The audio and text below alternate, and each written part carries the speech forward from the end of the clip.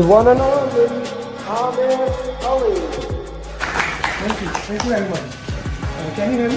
And then I started doing more research and I found you, and I hate doing a video, but the coaching calls was one of the things. And then you had another video that caught my eye where it was specific, outside the PMP, but I knew this is real content. This is things that will be on exam, right? I did hard work for sure, but I think the follow-up, sir, you did. I don't know how you managed to do the follow-up with one particular student like me. You have hundreds of students. You're just keeping an eye on each of the students. So after my hard work, I can say that the credit goes to you, sir. That is for sure. Hi Amar, good morning. Yes, I cleared the exam. Thank you so much for your support. And this has happened only because of that customized roadmap and mocks, and you always keep on asking us to do proper RCA, detailed RCA. It happened only because of the detailed RCA. Yes, this RCA helped me a lot. Thank you for all this guidance and support you gave me.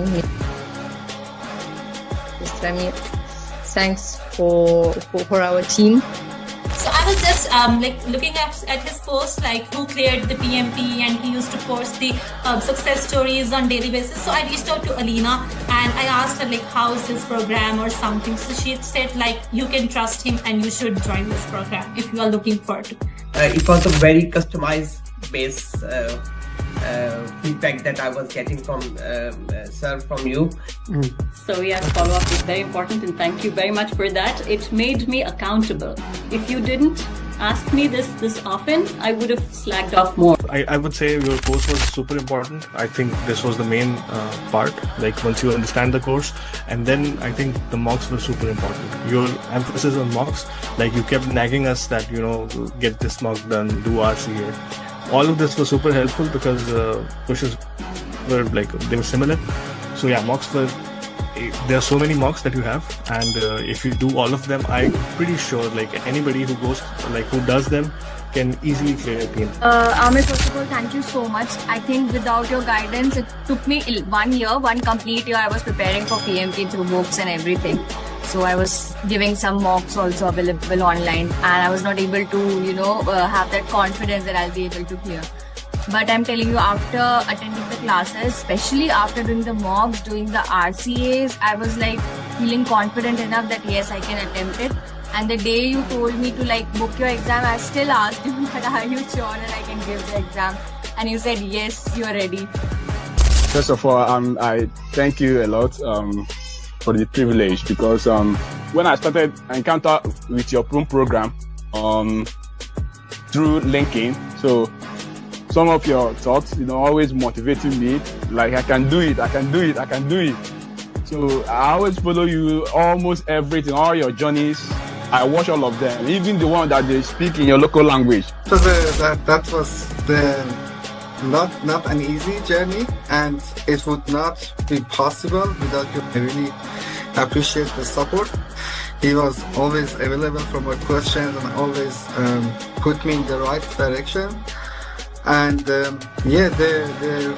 actually, if I want to say how was the journey, my journey started 2 years back when I first called you for the SP, and then you directed me to PMP, and then we did SP after that, and then you tricked me to do the PGMP. Thank you so much, and again, Amir, thank you so much, and your mocks are really good. I mean, yeah, please, everyone should do your mock for sure, and then they will be all prepared for the exam. And trust your program.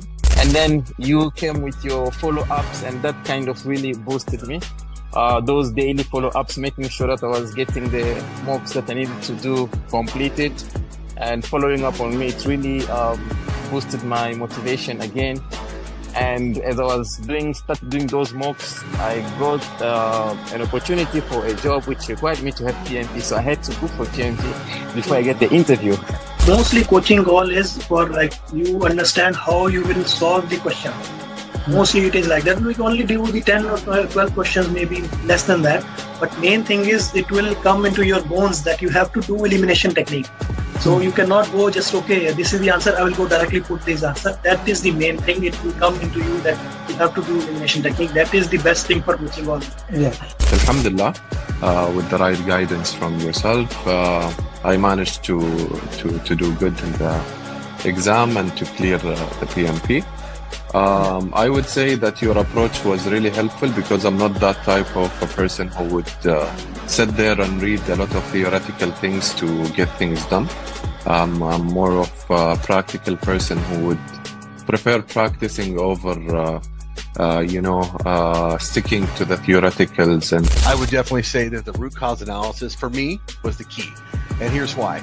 Is some people try so hard to memorize all the processes and how they're all linked together. And if you do this, then you got to do that. And some people, maybe they think that way. That was very hard for me. It was just a lot to memorize. I'm not Amer Ali. I can't do that. So for me, just the process of actually answering the questions with your technique of process of elimination.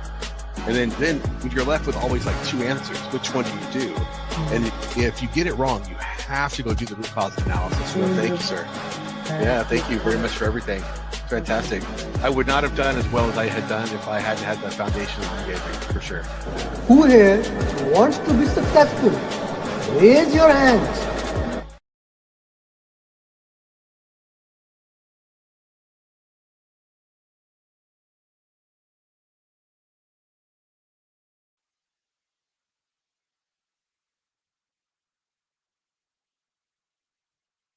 Good morning, good afternoon, good evening to the people who have joined this session from around the globe. So this is Jane Martina from Amir Ali's team. So today we are going to see 10 questions from PMP to be solved, which is basically from Agile. So without much further delay, let's go back to the solving session. So as you know, you can enter your answers in the comment section, and we can discuss, right? Okay.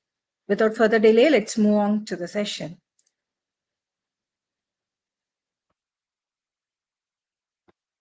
So here goes the first question of this session.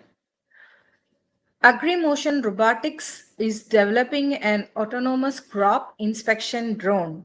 Hardware development follows a predictive schedule due to supplier contracts, while software evolves iteratively. The CTO worries that misaligned schedules between mechanical and AI teams will delay field trials.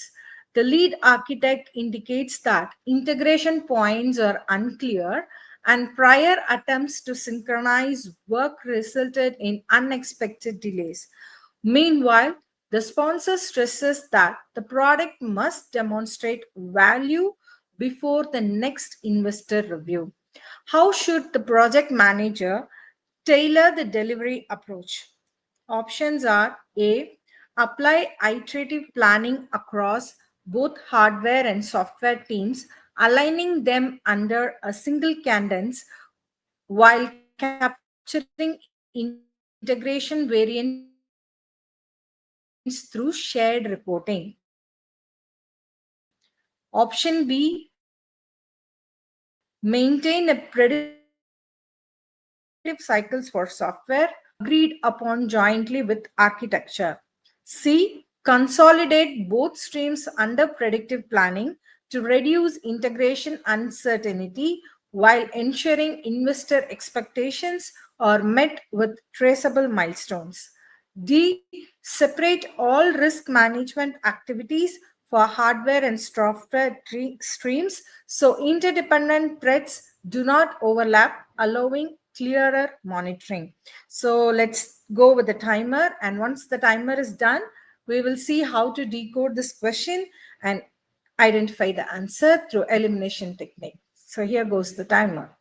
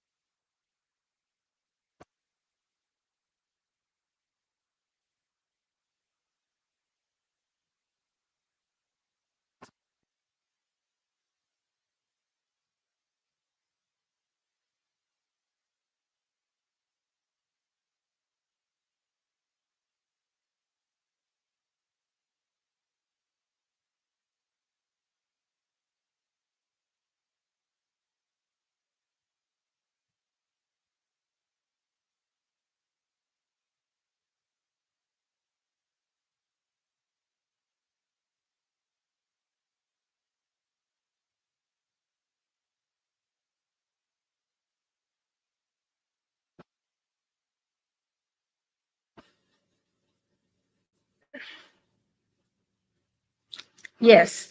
So, as few of you has typed in the comment section, let's go and dig into the question. Let's try to understand the question, because when the question is more than 3 lines, you will be reading the last line of the question first, and then we will be trying to identify the keywords, and then we will be trying to eliminate the options to figure out the right options, right? Okay, so let's go with the last line first. How should the project manager tailor the delivery approach? Okay, so let's go back to the question. They are developing an autonomous crop inspection drone. So that is, they have two departments. One is hardware, and another one is an AI team, which is like they both has to integrate and work together. Okay, the hardware development follows predictive. Okay, while software evolves iteratively, that means it is a hybrid situation. They have predictive for hardware development and software for agile for software development. So the CTO is worrying that the schedules between the mechanical, the hardware, and the AI team will delay field trials. So the lead architect indicates that integration points are unclear, and prior attempts to synchronize work resulted in unexpected delays. So they are saying that integration points are unclear, and attempts to synchronize work has resulted in unexpected delays. So in this situation, there is also a stress from the sponsor that the product must demonstrate value before the next investor review. So from this situation, how the project manager will tailor the delivery approach, how to ensure that delivery happens. Okay, so let's go back to the option A. It says iterative planning across both hardware and software teams, aligning them under a single cadence while capturing integration variance through shared reporting. But here it is an hybrid where the hardware follows predictive, software follows agile. So this option is more lean towards only one approach, which is agile for both hardware and software. So this may not be a tailored delivery approach for the PM. So we'll eliminate that option. We'll go to the option B. Maintain a predictive plan for hardware. Yes. While organizing iterative cycles for software. Yes. Coordinating integration through structured checkpoints agreed upon jointly with architecture. So this seems to be like addressing all the pain points of the question. So it says how they have to handle hardware side, how the software side has to be handled, how the checkpoints has to be agreed jointly with the architecture team, so that they all align together. So this seems to be the best option, but we should always check for the option C and D, eliminate it completely, and then go with the option. So C, consolidate both streams under predictive planning to reduce integration uncertainty while ensuring investor expectations are met with traceable milestones. This is leaning more towards predictive planning, so you can eliminate that option. And option D says you maintain separate all risk management activities for hardware and software streams, so interdependent threats do not overlap, allowing clearer monitoring. Here it is not only about the risk, it is about how you deliver the entire product as such. So on using identifying which cycle this scenario falls under, and then we have identified the keywords and the pain points from the question, and for the question that has been answered, we have followed the elimination technique and we figured out option B stands out best. So yes, B is the right option. Let's move on to the next question. So if you have any queries or any clarifications, you can put it in the chat box. We can discuss. Okay. So the next question is, at Heliogene Diagnostics, the Agile team is preparing for sprint planning to enhance its AI-assisted pathogen reduction engine. Two senior engineers, Myra and Darren, present conflicting architectural approaches. Myra argues the adaptive learning layer must run cloud side to meet regulatory model traceability rules. Darren believes offline processing is essential due to device bandwidth restrictions. The conversation grows increasingly tense, and other team members hesitate to contribute. The product owner is waiting to confirm the sprint goal but cannot proceed until the team choose a direction. What is the best first action for the agile team lead? So here the question is more like, what is the best first action for the agile team lead? Okay, so A, highlight previous architectural discussions and encourage the engineers to revisit established design decisions, allowing the team to align naturally over time. Option B, explore both viewpoints with the team through a collaborative investigation of trade-offs, focusing on empirical evidence and experimentation while keeping sprint goal formation on hold. Option C, invite the product owner to share business implications of both approaches so the team can converge through value-oriented reasoning.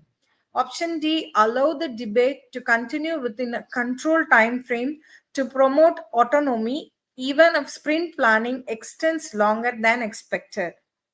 So let's go with the timer and then we will come back and decode the question.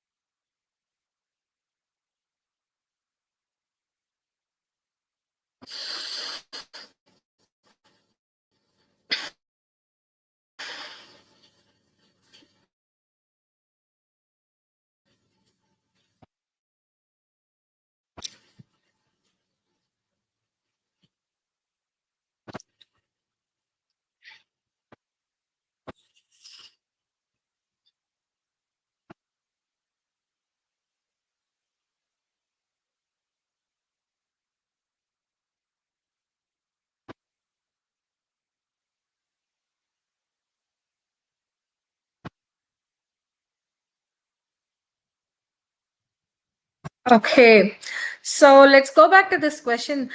First of all, when the question is more than 3 lines or if more information related to agile or software technical terms are mentioned in the question, first of all, you have to classify it as in a very basic layman term that they do have both different approaches. Okay, so that is the key here. It is not about whether we know about the technical aspect or not is not a concern over here. It is about how this scenario was presented in the question and how it has been approached. Okay, so here they have a diagnostic center where they develop AI assisted pathogen detection engine. Okay, so that is the project that the team is working on. So in their team they have two senior engineers, and the keyword here is they are presenting conflicting architectural approaches, which is more towards the technical aspect of the problem. Okay, so that is the main emphasis of this question scenario. It is not whether they don't know the approach or something. They both have different idea about architectural approaches. Okay, so Myra argues adaptive learning layer must run cloud side to meet regulatory model traceability rules. Darren believes offline processing is essential due to device bandwidth restrictions. So one wants to go on the cloud and the other wants to remain offline with the restriction of the bandwidth. So this keeps on going to and fro, and it is increasing the tension between the team members. And the product owner is waiting to confirm the sprint goal, but cannot proceed until the team choose a direction. So it is not about what user stories they have to work on. It is how they have to work on. Okay, this is the catch here. This is a key catch here. So with this, we will go to the options. Okay, option A here, it highlights previous architectural discussions and encourage engineers to revisit established design decisions, allowing the team to align naturally over time. But this is not about this can be an option because you have a previous architectural discussions have been going on, and then finding out the best is okay, but that is how they agree to do on. It is an actual thing the team can work on. This can be an option, or there can be any other options as well. So let's go to the option B. They are exploring both viewpoints with the team through a collaborative investigation of trade-offs, focusing on empirical evidence and experimentation while keeping sprint goal formation on hold. Normally, we won't encourage the sprint goal to be kept on hold, but still, this option is having the most PMI aligned option, which is like going through a collaborative investigation of trade-offs. So that means focusing on empirical evidence. That means how each of the approach will have a result in their uh, implementation of this particular solution. Okay, so this has that they take some time to explore and come up with the option until their options are finalized, their sprint goal formation on hold. Okay, let's go to the option C. Invite the product owner to share business implications of both the approaches so the team can converge through value oriented reasoning. This seems to be like a more of an agile mindset, right?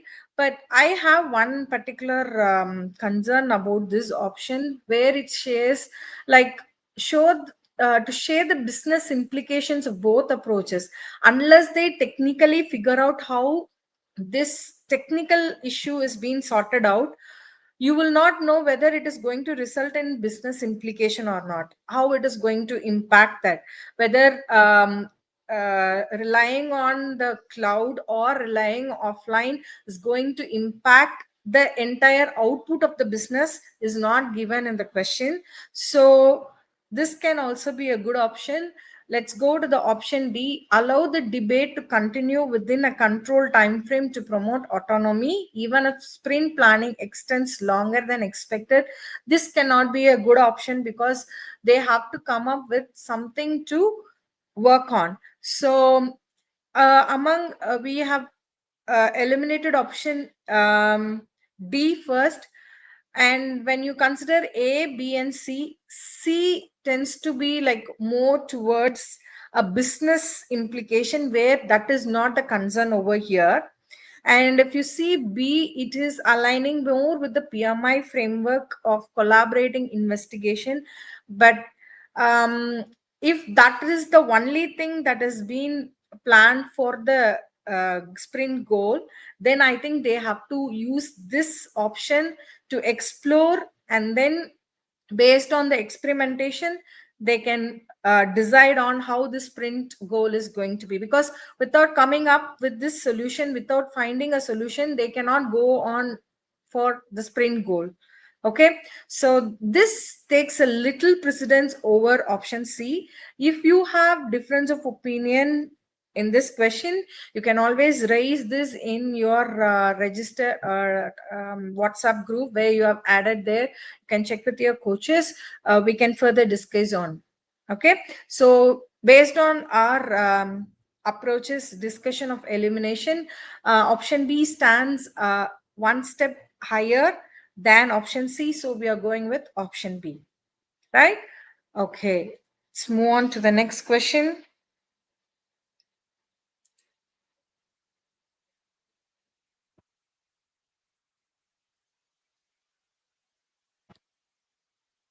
So before that, let me just look into the comment from one of our viewers. Yes, Agile team lead will act as facilitator here and invite PO to explain pros and cons of both approaches to team to maintain the value of the product. Yes, but the problem here is not with the business output of approach of this technical issue. So that is why they have to come to a conclusion about which approach can hold better. It is about using of cloud run storage or offline processing. Because of that, it is more towards technical alignment, so it may or may not have business implication. First they need to have a like here experimentation, that's what it is given. So with that experimentation, with the empirical evidence, they will have a solid thing. So in Agile there is spike stories are there where they will use those stories to experiment. So based on that, this particular option is more leaning towards that. Okay, so that is why we have chosen B, and we can still further discuss on this question, but B is more aligned towards the agile concept of spike stories, utilization of spike stories, and PMI's conflict resolution technique. Okay, where they go in for collaborative approach, right? Okay. So next question, at RoboGrain Mobility, two robotic navigation engineers, Asha and Kelvin, disagreed last sprint about sensor handling logic. They now avoid each other, exchanging minimal updates during stand-ups.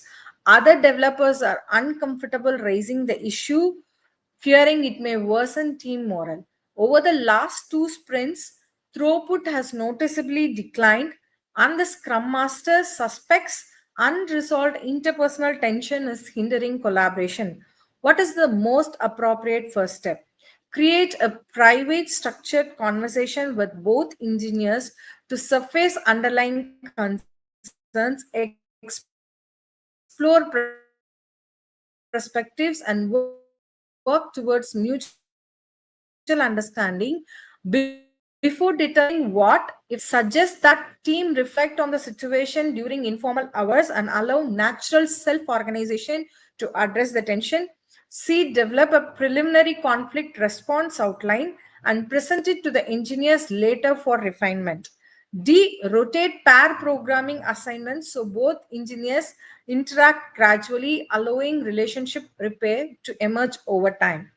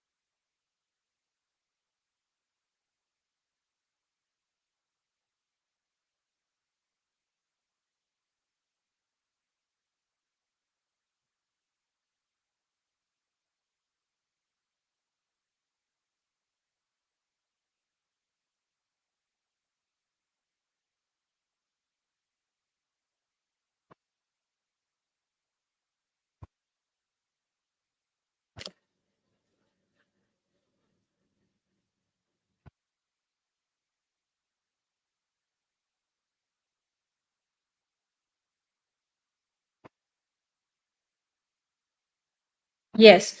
So I'm just reading the comment section, and yes, when you're typing the answer, put the question number and then type the answer. If you can give justification, like one of the viewer is doing, so it will be more good from which perspective you are choosing that answer, right?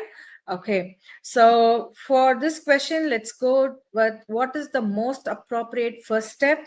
So this question is more dealing with a conflict between two members in the team, and that has noticeably declined the throughput, that is the output of the team. And the team is also not comfortable raising the issue because it may worsen team morale. So what should the Scrum Master do as a first step? So among the options, A is like more towards addressing them in a private conversation where they discuss about this thing and surface underlying concerns, explore perspectives, and work towards mutual understanding before determining what, if anything, needs team involvement. So even before involving the team to come and act upon their thing, they are first creating a private conversation between two members is most ideal for the PMI frameworks alignment. Okay, but we have to rule out option B, C, and D before that. So option B suggests team reflect on the situation during informal hours and allow natural self-organization to address the tension. But that's what been happening, but it has been happened on last sprint until now. They have not done the self-organization to address the tension, and so this cannot be a right option. C, develop a preliminary conflict response outline and present it to the engineers later for refinement. It is not between the entire team, it is between the two-person, and it has to be, the first step is to address them privately and then put them in the charter or team agreement, okay, social contract of the team, and to tell them. So still A takes the precedence. D, rotate pair programming assignments so both engineers interact gradually, allowing relationship repair to emerge over time. This is like more of a reactive resolutions, which is not ideal for this situation. Okay, so we are going with option A. So the next question is, at Sun Vantage Grid Systems, the team is halfway through a sprint. They are in the mid sprint, focused on building a solar forecasting dashboard. The product owner wants to incorporate two urgent user stories linked to a government pilot. The development team lead indicates capacity is fully committed and past mid-iteration changes cause unfinished work and eroded trust. The discussion grows heated and sprint goal clarity is at risk. What should the agile leader do first? Explore the PO's objectives with the team, reviewing sprint commitments, capacity, and trades-off, while considering whether any existing items could be responsibly swapped to maintain focus. B, suggests that the PO integrate the team's capacity feedback and explore ways to reorganize backlog direction, encourage a full backlog reprioritization effort to identify any discretionary task that may free up limited capacity for the cycle. D, proposed that the team accommodate the new work by adjusting the sprint goal to remain aligned with the emerging business urgency.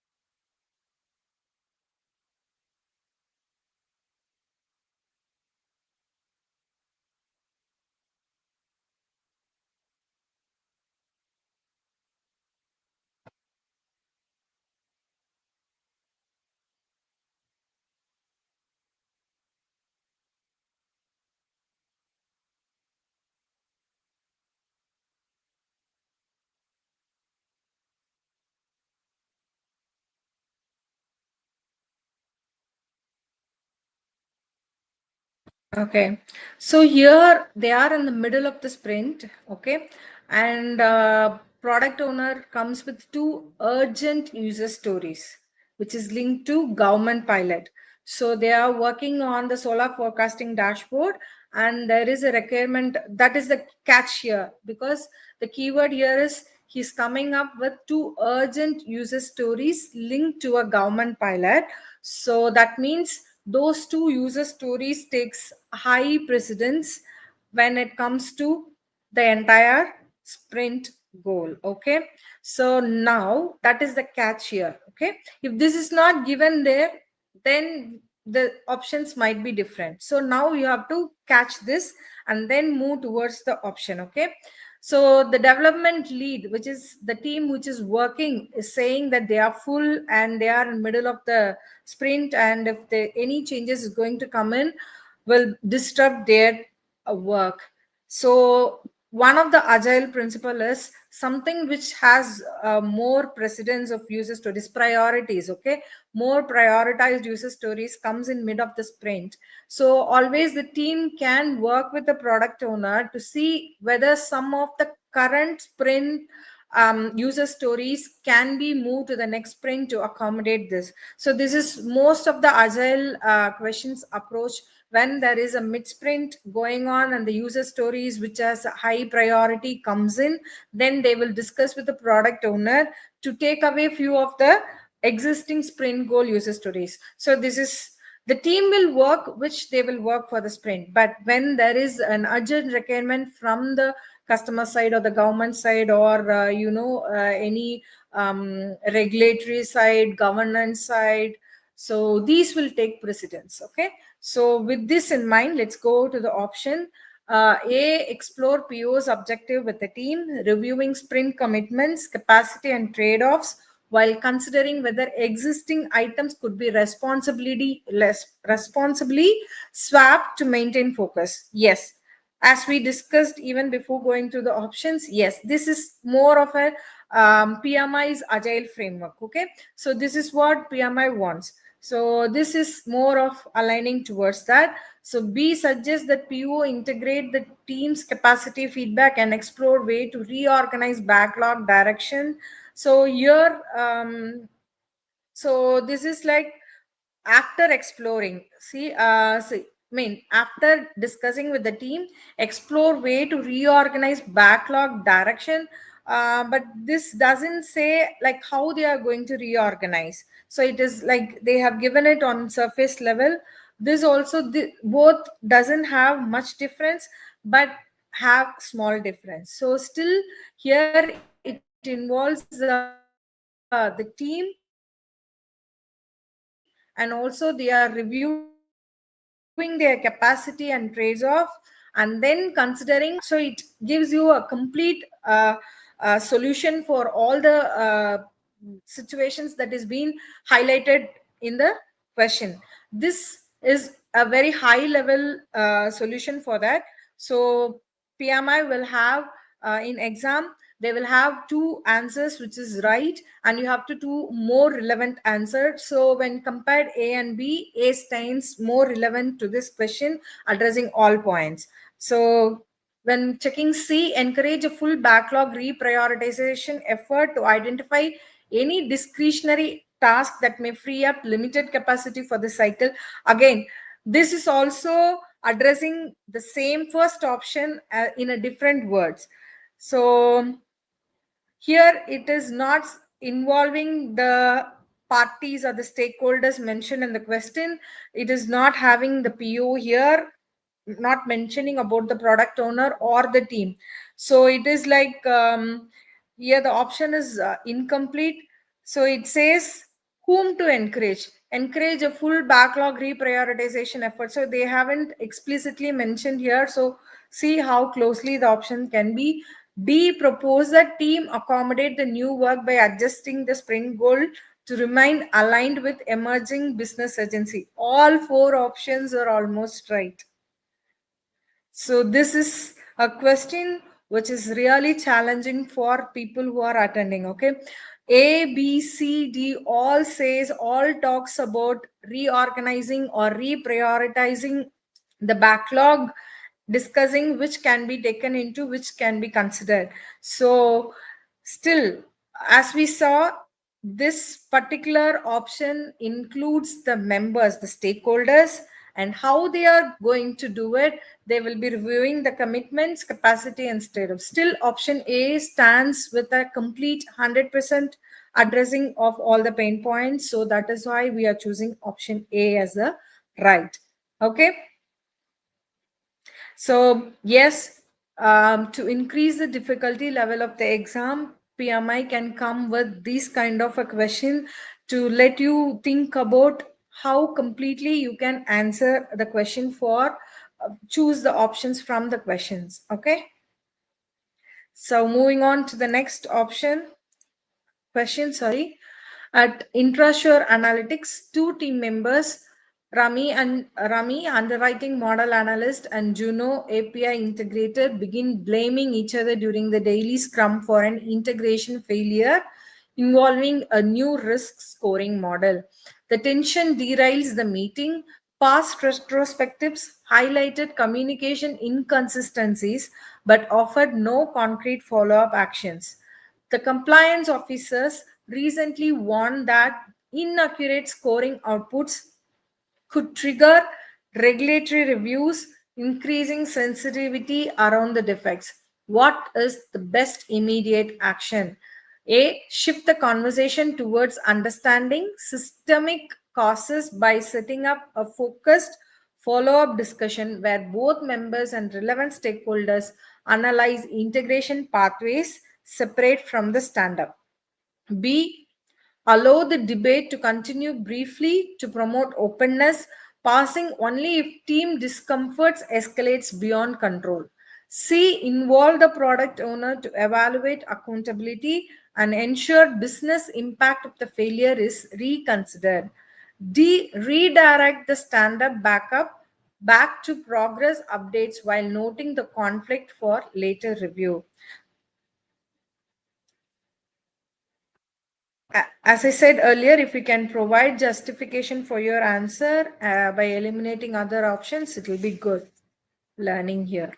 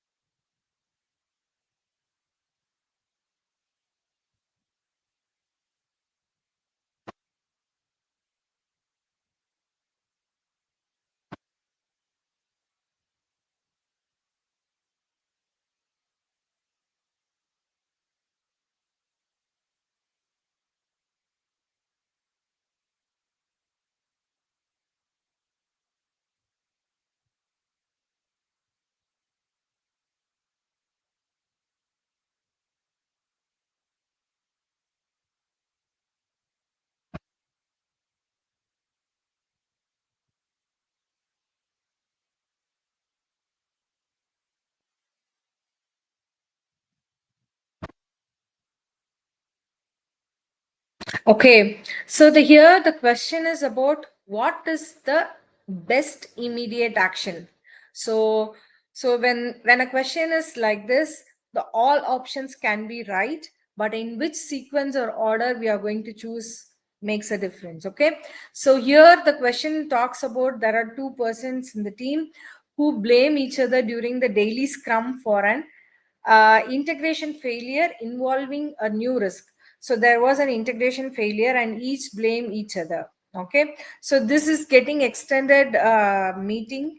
Okay, and when they have done the retrospective, what is the problem here? This is the keyword here: communication inconsistencies but offered no concrete follow-up action. So in the retrospective, they identified that there is a inconsistent communication, but after that there is no follow-up has been done. So this is the key catch here. So this is the problem here. So your solution should address this problem. This is the primary problem. The conflict is there in the daily scrum meeting because it has been identified that the inconsistency in communication was there, but that was not addressed or follow up after that identification. So it has to be resolved. The communication between this inconsistent communication should be resolved.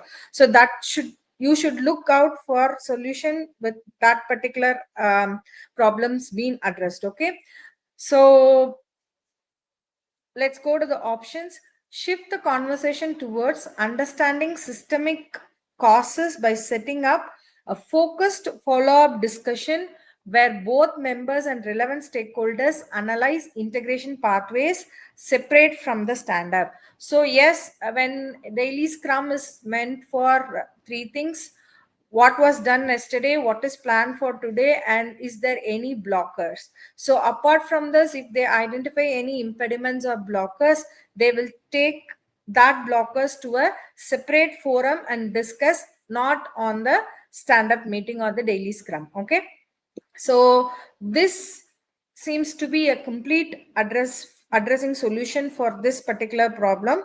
But let's have to go to the option B, C, and D to eliminate to see whether A stands still good.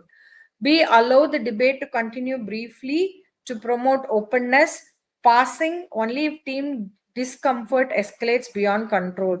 But here they are saying that they are blaming each other and the tension derails the meeting. So that means it's getting delayed.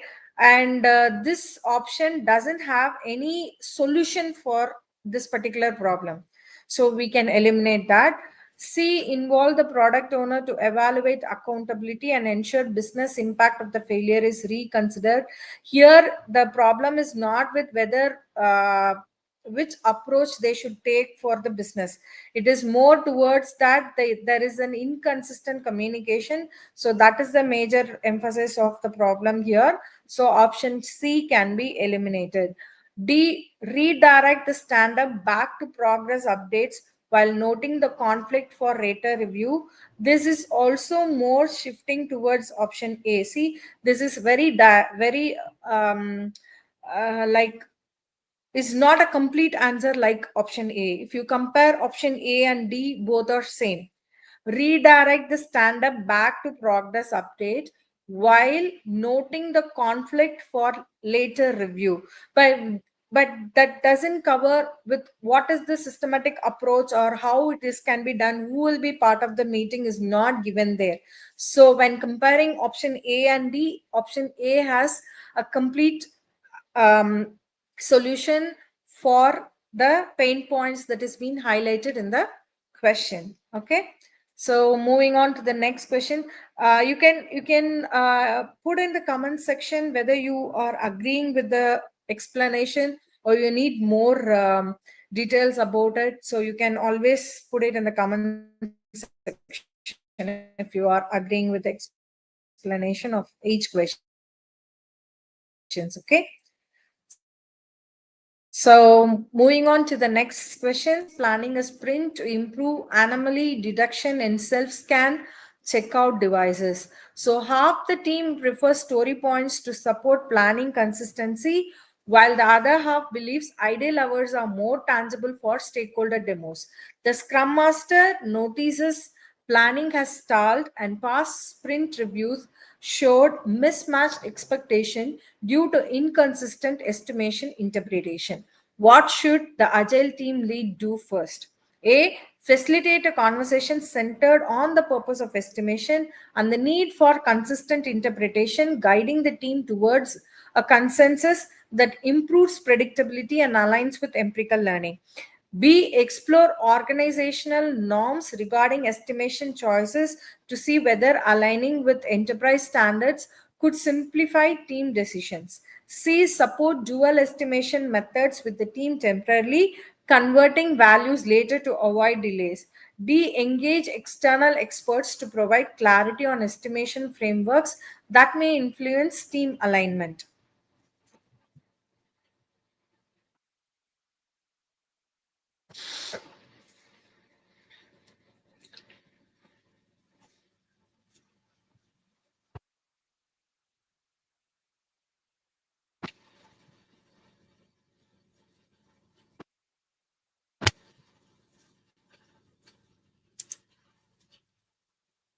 Sorry.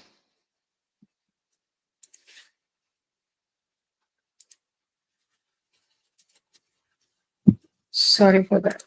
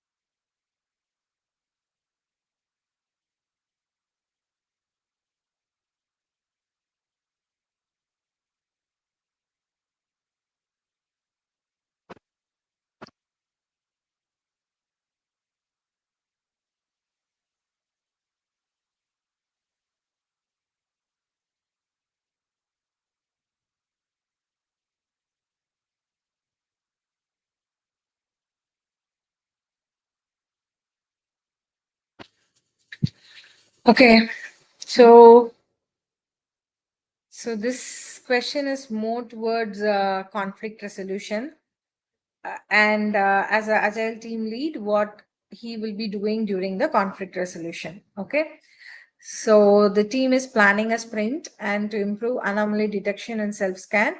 Half of the team prefers story points to support planning consistency, while other half believe idle hours. So what should be as a scrum master do first? So mostly when it comes to conflict resolution, it is more towards collaborating, facilitating both the teams to come together, agree, disagree on which is best, which is the pros and cons, and decide on it, right? So option A is more towards leaning towards that. So collaboratively identifying and solving. Okay. So let's go to the option B. So here regarding estimation choices to see whether aligning with enterprise standards could simplify team decisions. This also have a proper solution for this particular problem that is being raised in the question, but it is not as complete as option A. So let's go to the option C. Support dual estimation methods with the team temporarily. This cannot be ideally done. The both the teams, which is half of the teams, has to come to a consensus on which they are going to go for it. So until then, they have to discuss with the valid points and come. So option C cannot be right. So you can eliminate that option. Option D says engage external experts to provide clarity on estimation framework that may influence team alignment.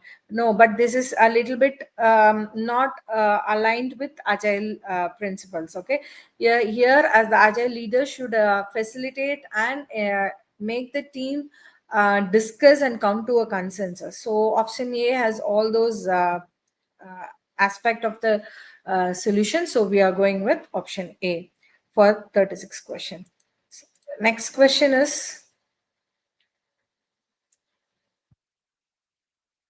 one good thing what we are doing is we are trying to solve big questions, so you can get an perspective of how to approach this question. Okay, so as Amir always used to say with the 7-step formula, first is slow down.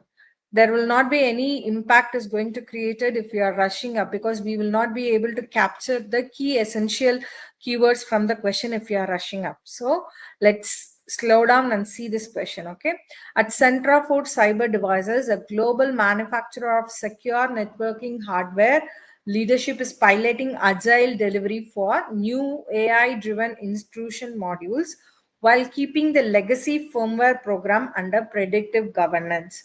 Several senior executives, including the chief security officer and operations VP, are accustomed to waterfall oversight and question Agile's ability to maintain stability across regulated environments. They express hesitation about iterative increments affecting audit timelines and worry that flexible backlogs may compromise hardware certification cycles.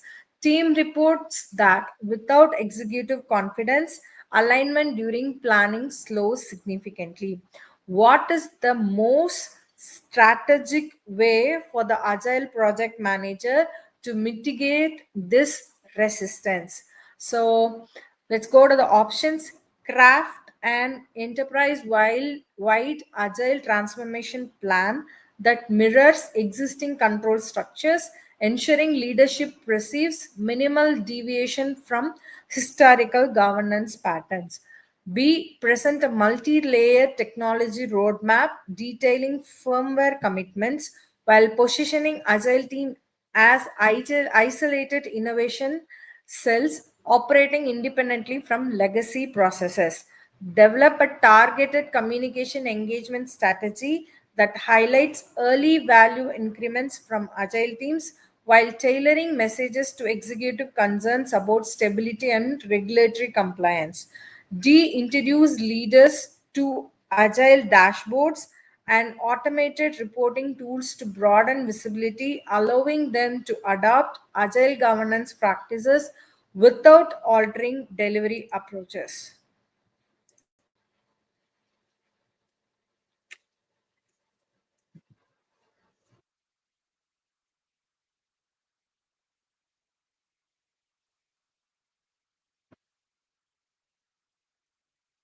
So you can mention the question number and the option and the justification. Thank you.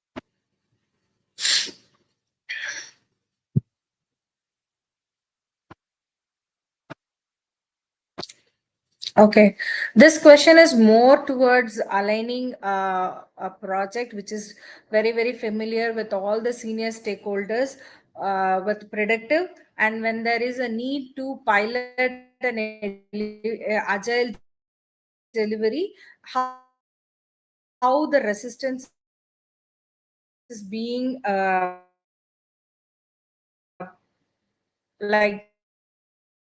represented. So it is more of a strategy to bring the resistant stakeholder to supportive, right? This question is more towards that. What is the most strategic way for the agile project manager to mitigate this resistance? So let's go to the options and see whether this particular strategy or scenario, even though this is more of towards hybrid, let's figure out whether there is a solution for both the things to ensure that the concerns of the chief security officers and operations are addressed. Okay, it should be tailored in both the ways.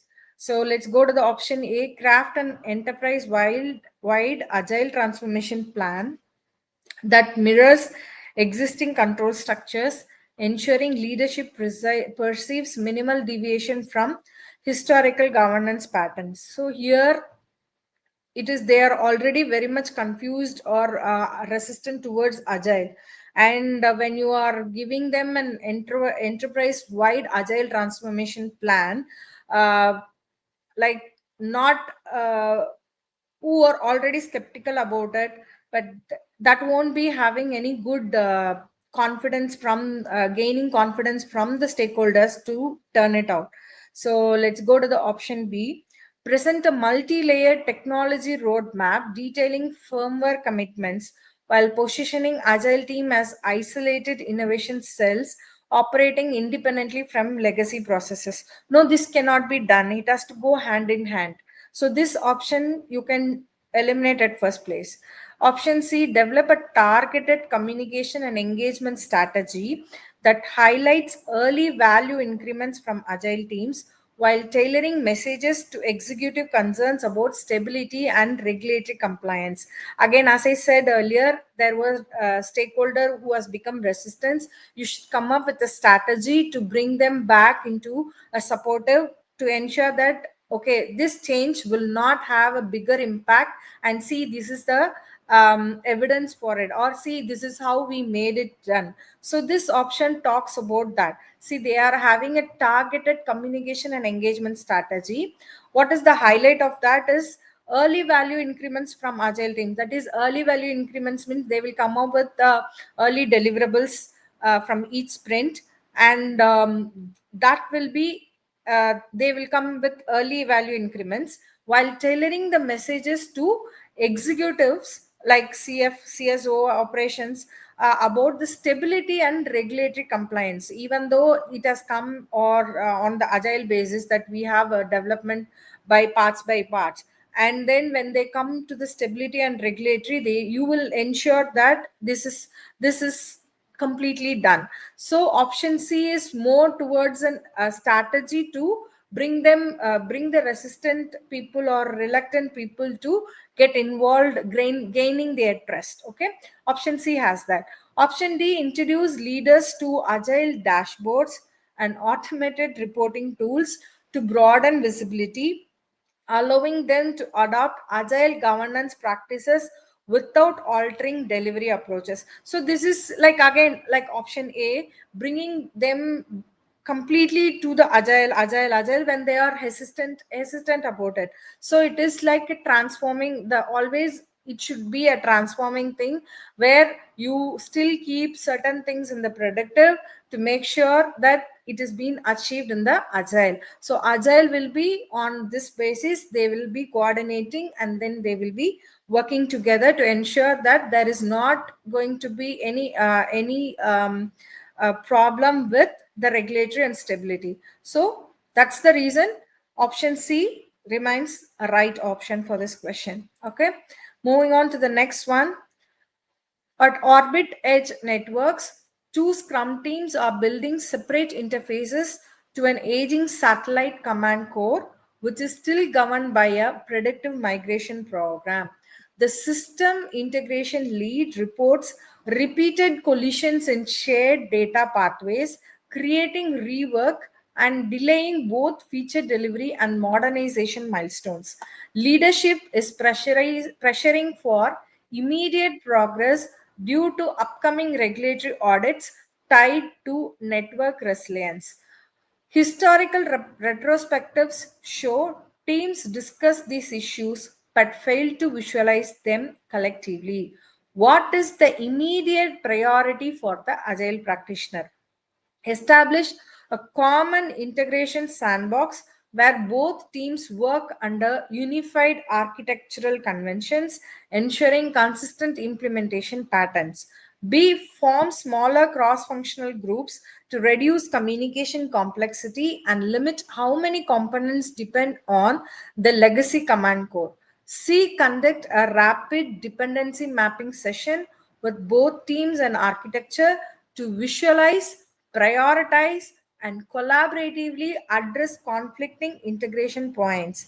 D. Present the issue to the CTO for additional staffing support and request accelerated architectural decision making.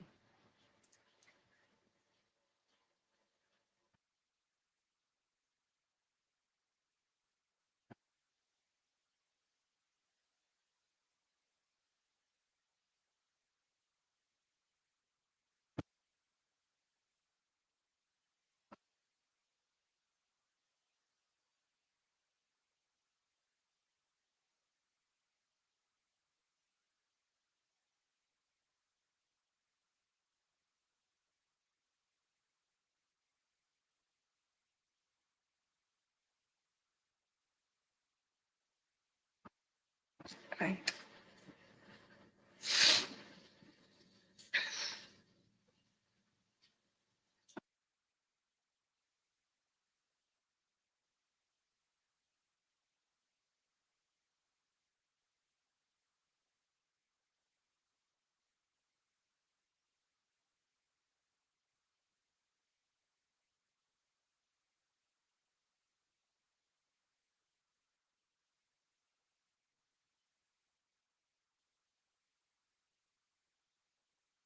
Yes, as many of you mentioned in the comment section, yes, the right option is C.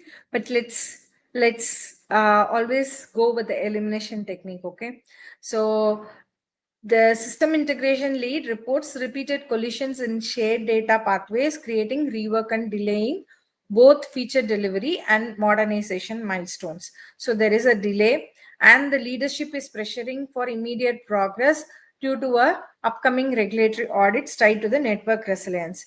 So when they did the retrospective, the teams they discussed these issues, but they failed to visualize them collectively. So they didn't know the flow of the issue, or they didn't see in a perspective where this issue is coming up. So what is the priority for the agile practitioner? So a common integration sandbox where both teams work under unified architectural conventions, ensuring consistent implementation patterns. But here they are talking about shared data pathways. So they are working in the shared environment, and one team and the other team is not knowing what is the issue that is happening when they are sharing the data pathways. So again, here they are putting it in an integration sandbox where unified architectural conventions are being worked under. So this doesn't emphasize or that doesn't give about like solution for their problem. The solution is that the last line, historical retrospective shows teams discuss this issue, whatever the technical issue it can be, they fail to visualize them collectively. So they didn't see the integration between them. So if you see option A, somewhat it is saying like they have to work under unified architectural conventions, which is dealing with that. But let's go to the option B, form smaller cross-functional groups to reduce communication complexity and limit how many components depend on the legacy command core. This is again like you have a small groups again, then also you will see how many components depend on legacy command core. But again, this is talking about the how to resolve the technical problem of the question. So it directly involves as a action for the problem that is mentioned there. But the highlight is how you're going to architecture to visualize, prioritize, and collaboratively address conflicting integration points. So this is the right solution for the problem that is highlighted in the options. When you are like more towards the technical team, you know what the entire thing is given in the question, you will be thinking in that aspect to solve the question. But no, here the PMI comes with giving you all sort of problems, but you have to see it from the layman term, like what the actual problem is. So if you can figure out what the actual problem is, they would have given the keywords in the question. So identifying keyword is very, very crucial for answering, picking the right answer for the question. So C seems to be like providing visualize, prioritize, and collaboratively address conflicting integration points. But we should eliminate D, present the issue to the CEO. Obviously it is escalation. PMI will never align with the answer unless it is like very critical and it is delayed. They will not encourage escalation. So option D can be eliminated at first place. Going on to the next question, at GridSphere utilities, agile teams are building predictive load balancing features atop infrastructure provided by a long-standing vendor operating under a fixed price contract. Okay, the vendor's delivery lead, Soren Malik, insists on large batch deliverables and resist participating in joint refinement sessions. The iteration reviews consistently shows misaligned interfaces and mismatched priorities. The program sponsor is concerned about delays but wants to avoid major contractual disruptions. What is the most effective next step for the agile project manager? A, replace the vendor with a more adaptive partner and initiate a competitive procurement cycle that supports agile friendly contract models. Renegotiate contract terms to incorporate incremental deliverables, shared refinement cycles, mutual incentives tied to iterative outcomes. C, invite the vendor to participate in a short proof of concept iteration to observe agile benefits without altering contractual expectations. D, seek legal guidance to enforce strict adherence to the contractual obligations, ensuring the vendor follows specifications regardless of agile timelines.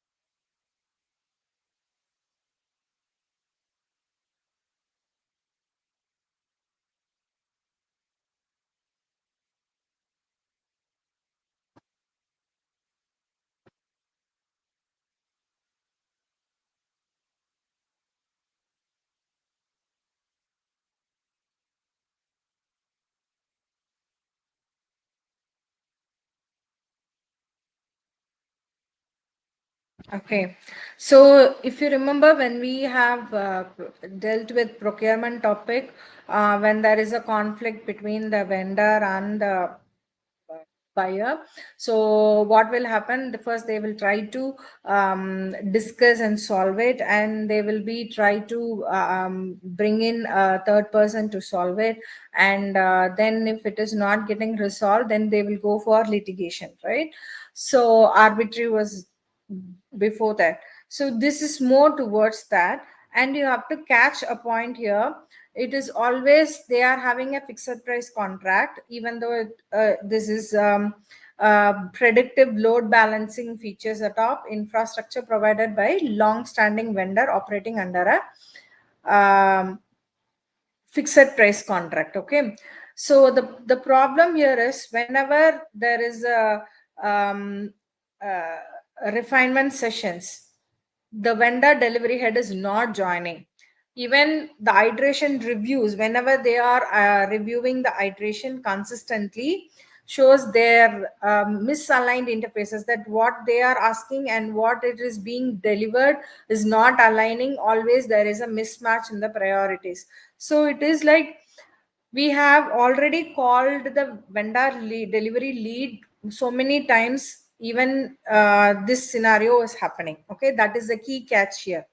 So that has been already done, and he is not been participating, and he is insisting on large batch deliverables, and he is not participating in joint refinement sessions where they discuss, and also in iteration reviews he's not coming up. So what can be done? And the sponsor is saying wants to avoid major contractual disruptions. That means you cannot remove them from the contract. So that is what that particular line says. So when you read the option A, it says like replace the vendor. Even in the first three words, you can say that cannot be option, because the sponsor says they cannot avoid they want to avoid major contractual disruptions. They don't want to cancel the contract with the vendor. So option A can be eliminated. Option B, it says renegotiate contract terms to incorporate incremental deliverables, shared refinement cycles, and mutual incentives tied to the iterative outcomes. So here they are having a fixed price contract. Okay, so this is saying, okay, it's okay, we can go, because why the vendor is insisting on large batch deliverable is they cannot be providing in small batches and iterative or based on iterations, because it might need more refinement. So that might be the reason for resistance. Okay, so here they are saying, okay, renegotiate the contract terms.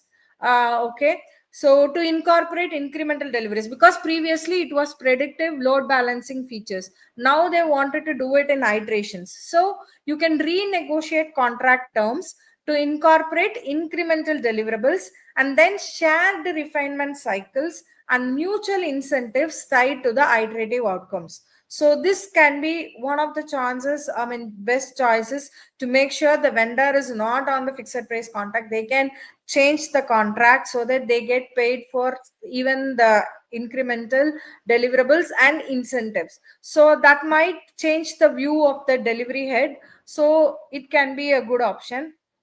C, invite the vendor to participate in a short proof of concept iteration to observe agile benefits without altering contractual expectations.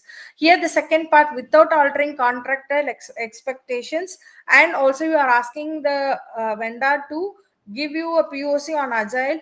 I think again, the vendor is not showing up because of this particular reason, because since it is a fixed price, and it is they are asking for agile, so they are not okay about it. So you should always think about this also when you are considering selecting an option. Okay, option D, seek legal guidance. No, that is the last resort that you can do, but not for this question. So option A, D are directly eliminated.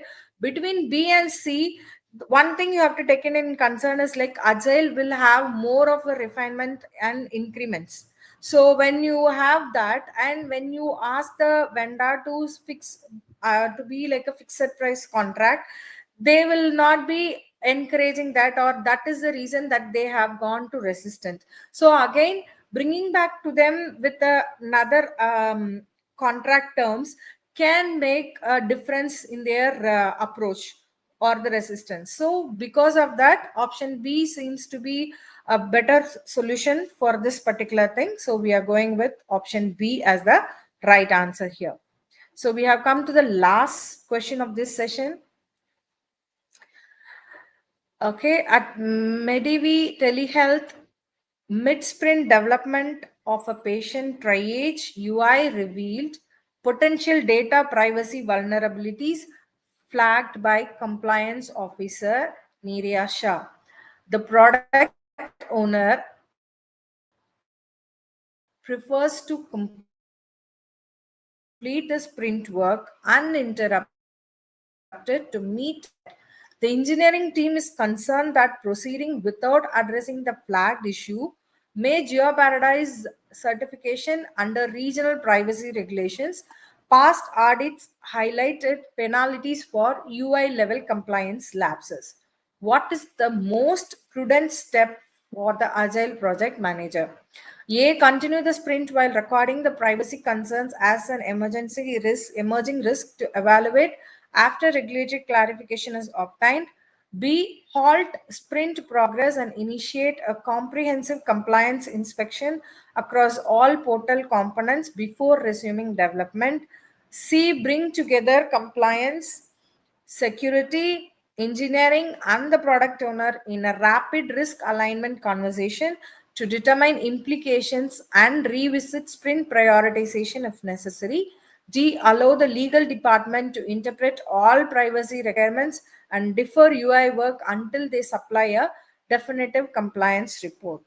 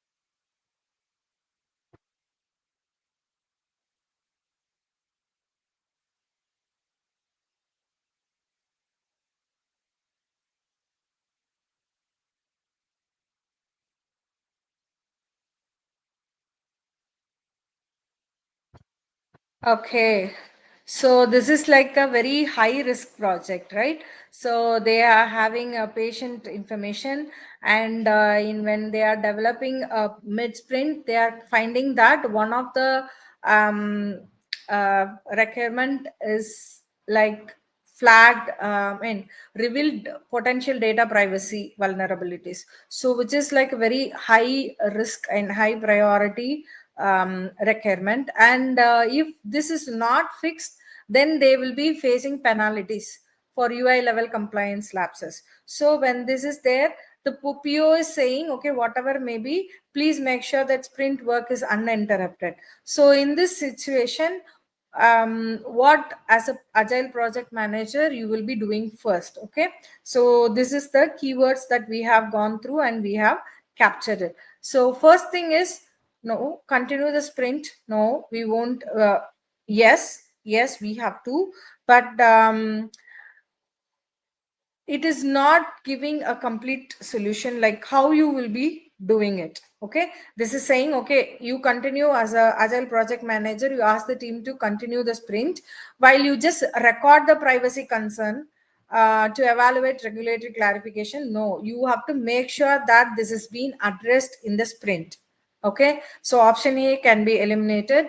B, you cannot halt the sprint progress, so it has to go on, but how, you have to determine it. So initiate a comprehensive compliance inspection. No, because they are in the mid sprint and they have identified this, so they need to check with all the relevant stakeholders, like from the compliance team, from the development team, from the product owner, you have to security team, you have to make sure that how you are going to address this particular issue. So this one cannot be a good option. C, bring together, yes, compliance, security, engineering. It is like a collaborative solution. You bring them everybody into the rapid risk alignment conversation to determine implications. So first you need to know what are the implications. They are highly, you have referred to the past data and said there will be penalties, but what you have to see how you are going to resolve this. So you will be determining implications, how it is going to impact,